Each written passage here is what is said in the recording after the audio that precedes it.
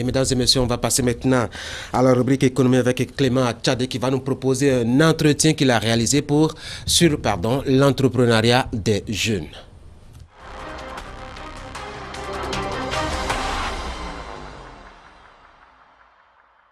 Dites-nous, vous déjà, quelle perception avez-vous du chômage ou du sous-emploi dans le contexte béninois? Écoutez, c'est un sujet qui me passionne, vous le savez, la question de l'emploi et de l'entrepreneuriat, que j'aimerais effectivement, même si elles sont liées, traiter séparément. De quoi il s'agit? Nous avons beaucoup de jeunes que nous formons chaque année, que nous envoyons sur le marché de l'insertion professionnelle globalement. On s'aperçoit de plus en plus que le modèle que nous avons aujourd'hui ne leur permet pas de trouver un emploi ou en tout cas de s'épanouir professionnellement. Les raisons sont multiples. À la fois, nous avons des problèmes d'adaptation, on va dire des besoins du marché par rapport aux formations. Ça, je ne suis pas le premier à le dire, c'est un constat qui existe déjà. Nous avons également un autre phénomène qui est important, c'est celui on va dire de la croyance dans la structure publique qui est un peu révolue aujourd'hui dans notre société de manière générale, mais c'était déjà le cas dans les autres parties du monde depuis longtemps. Nous avons pour ces chômeurs que nous fabriquons également un problème qui est lié à la culture. Notre culture qui est celle de pouvoir, on va dire, aller proposer ses services pour toucher un salaire, et qui est spécifiquement celle-là, ne peut plus fonctionner aujourd'hui. Nous devons commencer à ouvrir un peu nos chakras, faire en sorte que nos jeunes qui sortent de l'université puissent, certains d'entre eux, se dire qu'ils sont capables eux-mêmes de créer de la valeur par leur propre initiative. Donc voyez-vous, on a donc ces trois problématiques qui nous minent aujourd'hui et qui font que beaucoup de jeunes qui sont formés sont livrés donc, à l'exercice du chômage permanent ou alors du sous-emploi. Parce qu'en fin de compte, on s'aperçoit qu'avec un diplôme qui est plutôt très bien élevé, on finit par être, je sais pas moi, par faire un métier qui n'est pas celui pour lequel on a été formé. Voilà. Alors partant du diagnostic que vous faites, vous, aujourd'hui, comment attaquer le mal afin de lui trouver des solutions aussi, qu'elles soient durables ou à long terme? Alors donc du coup, votre question m'amène à la suite logique, c'est que quand on fait un diagnostic, il faut s'en servir. Si nous avons fait un diagnostic sur 3 volets, il faut avoir un traitement qui attaque tous les 3 volets. Sur le plan culturel, nous avons une transformation à opérer et elle est importante parce que si on ne l'opère pas, il y a une autre transformation qui nous attend. Je vais réserver ça pour la dernière partie du traitement de mes diagnostics. Le premier, en réalité, c'est le fait de l'adaptation des formations aux besoins des entreprises. Alors ça, c'est un problème qui va être plutôt à la fois urgent, mais en même temps difficile. Pourquoi? Parce que nous devons créer un dialogue entre les entrepreneurs, entre les entreprises plutôt, de manière générale, entre les personnes qui dirigent les entreprises, pour savoir identifier leurs besoins.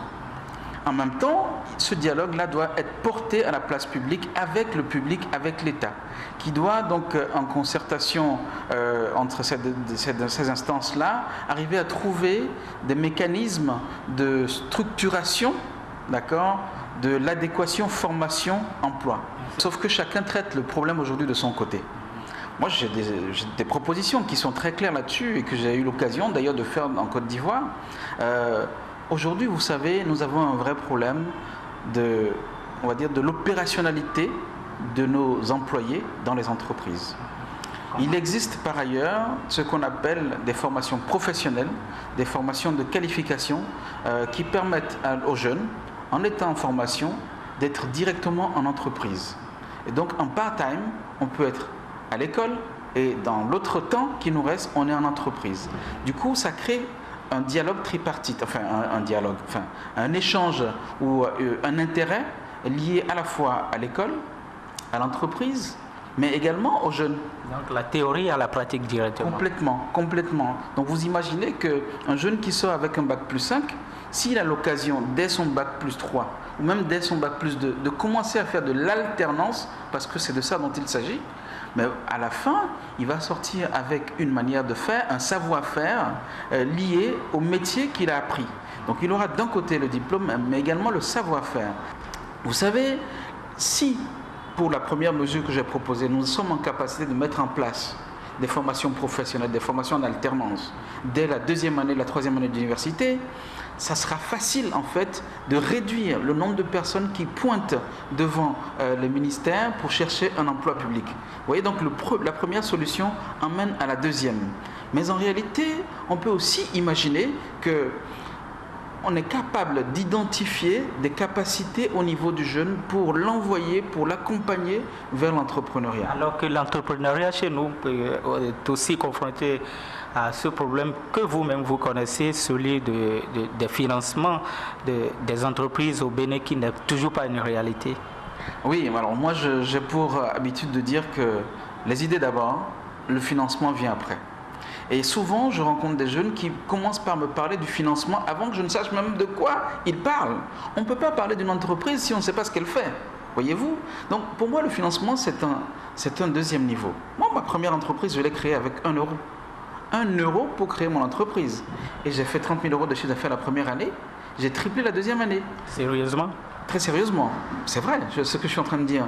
Parce que, vous savez, nous avons déjà une première ressource. Avant d'être financière, nous avons les ressources humaines que nous représentons, notre force, notre intelligence, les opportunités que nous pouvons saisir. Ça aussi, c'est beaucoup de ressources. Mais nous en avons. Nous avons ces ressources-là et nous devons savoir les utiliser juste intelligemment. Rien ne nous empêche de commencer. Si vous créez par exemple une entreprise de service, en général, c'est vos compétences, votre ressource en vous-même que vous mettez à disposition de vos clients. Il n'y a pas besoin de beaucoup de financement. C'est vrai que pour d'autres types d'entreprises, le financement est nécessaire. Il faut innover. Il faut innover. Aujourd'hui, l'innovation est pour moi la carte maîtresse de l'entrepreneuriat. C'est ça qui devrait être la carte maîtresse de l'entrepreneuriat au Bénin. J'ai accompagné des jeunes dans le cadre de la Boss Academy, vous le savez. J'ai fait une première édition où on a accompagné 700 jeunes. Et parmi ces 700 jeunes, on a suivi les 10 meilleurs qui ont créé leur entreprise pour environ 70%. Et certains parmi eux ont créé même une deuxième entreprise. J'ai parlé du deuxième diagnostic, qui est celui du fait qu'un jeune qui sort de l'école va pointer à la NPE pour espérer, ou alors plutôt va chercher un emploi pour entrer dans la fonction publique. Ça, c'est plus possible aujourd'hui. Vous savez que beaucoup de gouvernements en Afrique ne souhaitent plus faire de recrutement. Et donc, pour permettre en fait le renouvellement des générations, réduit plutôt le nombre de recrutements dans les concours. Mais on ne peut pas faire ça et laisser juste les gens sur les carreaux. Il faut arriver à créer des opportunités pour que les gens puissent aller ailleurs, trouver de l'emploi ailleurs.